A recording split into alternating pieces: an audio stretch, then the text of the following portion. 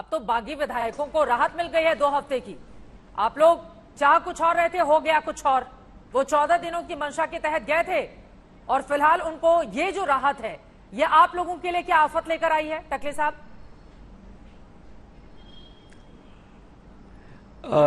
आज की जो सुप्रीम कोर्ट की कार्रवाई हुई है, इस कार्रवाई से ये स्पष्ट हो गया है कि संविधान के जरिए बनाई गई विधानसभा हो, लोकसभा हो, वहां उसके जो नियम होते हैं और संविधान में जो लिखा हुआ है, जो सुप्रीम कोर्ट तक गया, इसके बारे में सुप्रीम कोर्ट का फैसला आज का मेरे लिए और मेरी पार्टी के लिए भी एक बहुत महत्वपूर्ण फैसला मैं मानता हूं।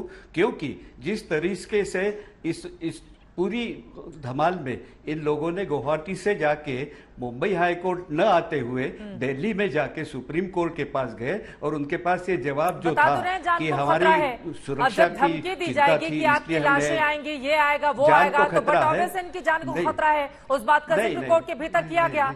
नेता किस तरह से धमकी दे रहे हैं? संजय राउत का बयान सुना है आपने हेमंत साहब? ये संजय राउत का बयान हमने सुना है। ये ऐसी एक रास्ते पे लड़ाई आ गई है कि कोई भी कोई बयान दे सकते हैं। इसका मायना सुप्रीम कोर्ट उसमें दखल देगी, इस बात की जरूरत नहीं है। इन विधायकों के पास भी इतनी ताकत है कि वो अपनी सुरक्षा कर सकते हैं, ऐसी कोई बात नहीं। कल परसों तक साथ में रहने वाले ये लोग थे। कह रहे हैं कि 40 जो विधायक गुवाहाटी में बैठे हुए हैं जिंदा लाश की तरह।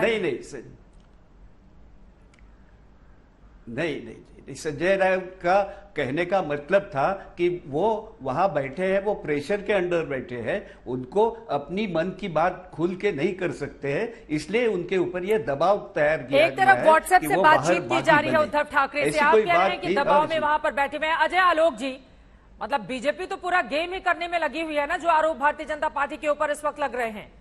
अभी बैठक भी होने जा रही है, तो कुल मिलाकर ये जो 2 हफ्ते की सियासत है, इससे फ्लोर टेस्ट को लेकर भी स्पष्ट तौर पर कहा गया है कि 11 तारीख तक नहीं हो सकता। यानी कि अगर रुख किया जाता है राज्यपाल का, तो क्या होगा फिर आगे? क्या है मंशा भारतीय जनता पार्टी की पूरे मामले पर? नहीं चित्रा जी, देखिए इसमें 2-3 पहलू हैं। सबसे पहली बात तो मैं ये कहूंगा कि हम जिन्हें बागी कह रहे हैं, 55 में से 40 सुधर हैं, तो बागी 15 वाले हुए या बागी 40 वाले हुए? पहले तो ये तय कर लीजिए। लड़ाई तो इसी बात की अटकी है ना कि शिवसेना असली कौन है। वो उनका भी दावा, उनका गुट, उनका कभी भी ये नहीं कह रहे कि हम शिवसेना नहीं है, वो कह रहे हैं हम बाला साहब की शिवसेना है। इधर शिवसेना वाले अपने राग नाप रहे हैं। तो पहले तो फैसला ये चुनाव आयोग में जाएगा। जहां तक रही बात शक्ति परीक्षण होने की बात, तो सुप्रीम कोर्ट ने बड़े साफ साफ शब्दों में कहा है कि अगर राज्यपाल ने कहते हैं कि फ्लोर टेस्ट करवाइए, तो हमारे दरवाजे खुले हैं, हमें आके बताइएगा।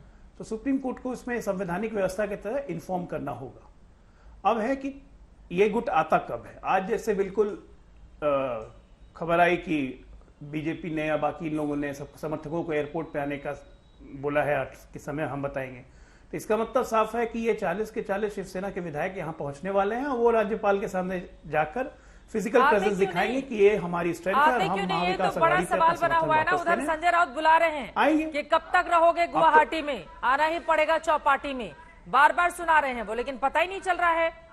अब गुवाहाटी में 2 हफ्ते का इतना भी प्रेम ना हो जाए कि पूरी की पूरी छुट्टी वहीं पर बना के आए लोग। संजय राउत की रेटोरिक्स आप भी जानती हैं, मैं भी जानता हूं, देश भी जान रहा है। और पूरे महाराष्ट्र से उनको कितने अच्छे अच्छे शब्द मिल रहे हैं, तो वो भी सुन रहे होंगे। खैर ये सब राजनीति में चलता रहेगा। जैसे कि हमारे हेमंत साहब ने कहा कि ये सड़कों पे आ गया है बात, तो बात जब सड़कों पे आ गई तो राजनीति सड़कों पे भी की जाती है, राजनीति सदन में भी की जाती है। तो दोनों तरह की राजनीति हो रही है। तो सदन की राजनीति के लिए ये जरूर जाएंगे, राज्यपाल के पास जाए, चाहे कल जाए या परसों जाए, लेकिन जाएंगे जरूर और इसका पटाक्षेप वहीं से होगा। और सुप्रीम कोर्ट को भी बिल्कुल इन्फॉर्म करके रखा जाएगा। ठीक है। और देखिए संवैधानिक व्यवस्थाओं की तरह चलेगा, किसी के हुलिगनिज्म और गुंडागर्दी की तरह देश नहीं चल सकता। हेमंत साहब, ये तो बड़ा सवाल है ना। देखिए तोड़फोड़ किया जा रहा है, जो विधायक वहां पर एक दिन भी रहने का अधिकार नहीं, उनके घरों पर तोड़फोड़ किया जा रहा है, कालिख पोती जा रही है, लगातार उनके दफ्तरों को नुकसान पहुंचाया जा रहा है। लेकिन इन सब के बीच देखिए एकनाथ शिंदे का बयान सामने आया है। वो कह रहे हैं ये आनंद दीघे की विचारधारा की जीत है, बाला साहब के हिंदुत्व की जीत है।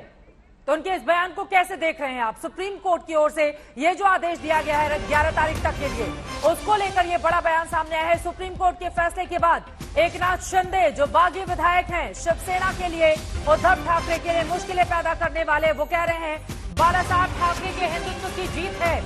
सुप्रीम कोर्ट की आज की ये जो टिप्पणियां, उसके मद्देनजर चूंकि 14 दिनों का वक्त लगातार ये बागी गुट चाहता था और यकीनन सुप्रीम कोर्ट की ओर से बड़ी राहत भी फिलहाल उनको मिल गई है। धर्मवीर आनंद दिघे के विचारों की भी ये जीत है, ये शिंदे कहते हुए नजर आ रहे हैं। हेमंत साहब, क्या होगा इस पर जवाब आपका? 2 हफ्ते इसमें बड़ी राहत दे दी है और वो खुशी अब छिपाए नहीं छिप रही है एकनाथ शिंदे से। नहीं, एकनाथ शिंदे जी पहले से शिवसेना से जुड़े थे। हाँ। और उनको ये भी पूछा गया था कि क्या आप मुख्यमंत्री बनना चाहते हैं क्या, ये ऑफर उनको दे चुके थे, उन्होंने वो ऑफर नहीं ली थी। ये बात भी लोगों के सामने है और वो उनके पास आज तक आपने देखा है कि अर्बन डेवलपमेंट डिपार्टमेंट हमेशा हर राज्य का मुख्यमंत्री अपने पास रखता है, लेकिन इतना विश्वास एकनाथ शिंदे जी के ऊपर था उद्धव जी का कि उन्होंने ये बड़ा डिपार्टमेंट मतलब उनके क्या पास तारीफ कर रहे हैं एकनाथ शिंदे की कि मुख्यमंत्री जैसा इतना बड़ा पद भी उनको ऑफर किया गया, उसके बावजूद उन्होंने मना कर दिया। ये तो कोई बड़ा व्यक्ति ही कर सकता है कि इतना महत्वपूर्ण पद हो लेकिन उसको लेने से इनकार कर दे। तो क्या आप तारीफ कर रहे हैं एकनाथ शिंदे की? मैं उनकी तारीफ बिल्कुल नहीं करूंगा। मैं उनके इस विचार से बिल्कुल प्रभावित नहीं हूं कि वो जिस तरह से आज बाला साहब ठाकरे का नाम ले रहे हैं। बाला साहब ठाकरे के साथ के जो लोग थे, उनमें से जो लोगों ने आज तक, उद्धव जी ने भी उसके बाद शिवसेना की पूरी कमान अपने हाथ में रख के अच्छी जीत पाई है और अच्छा परफॉर्मेंस उन्होंने किया है पक्ष संगठन के द्वारा भी। इसीलिए महाराष्ट्र में आज जब ये लोग बागी होके जाना चाहते हैं तो सामान्य शिव सैनिक जो रास्ते की लड़ाई लड़ता है उसके लिए ये बहुत धोखा देने वाली बात है और ये धोखा सहन करने के, लेकिन वो 39 जो विधायक है उनके समर्थकों का भी तो आप सोचे ना। ये तो लड़ाई है। मैं लौटूंगी आपके पास, लेकिन अजय आलोक जी, एक और महत्वपूर्ण सवाल जो लोगों के जहन में है। देखिए, एक एक करके मुंबई से कितना भी उद्धव ठाकरे समझाने की कोशिश करें, उसके बावजूद लोगों के जाने का सिलसिला गुवाहाटी में जारी है। अभी कल जो नेता वहां पर पहुंचे हुए, कहीं ऐसा तो नहीं कि शिवसेना खेला भी कर रही है इन सबके बीच? जो परसों तक आदित्य ठाकरे की गाड़ी में नेता दिखाई दिए, वो अगर कल पहुंच जाते हैं गुवाहाटी में, तो ऐसा तो नहीं कि अंदर जो कुछ भी चल रहा है उसकी पूरी रिपोर्ट देने के लिए वहां पर अपने शिव सैनिक को भेज दिया है उद्धव ठाकरे ने? इस बात का भी डर बना हुआ है कि आप लोगों के भीतर? देखिए, राजनीति में कुछ भी संभव है चित्रा जी। राजनीति में ऐसा नहीं है कुछ असंभव है। तो ये भी हो सकता है, लेकिन सबसे बड़ी बात ये बात है कि विचारधारा, उनको मुख्यमंत्री बनने का ऑफर दिया गया लेकिन उनको महाविकास आघाड़ी में मुख्यमंत्री नहीं बनना था। क्यों? क्योंकि उनकी विचारधारा मेल नहीं खाती थी। वो शुरू से यही कह रहे हैं कि हम बाला साहब की हिंदुत्व की विचारधारा के साथ चलना चाहते हैं, इसलिए बीजेपी से युति करो। उसके लिए ये तैयार नहीं है। अगर उसके लिए तैयार हो जाते, एमवीए से निकल जाते तो कहानी खत्म थी। शुरू में तो शिंदे साहब ये कह रहे थे एमवीए छोड़िए, बाहर आइए, बात हो जाएगी। ये लोग तैयार नहीं हुए। तो एक बिल्कुल ये विचारधारा का मेल है और यही जनता के बीच में मैसेज जा रहा है।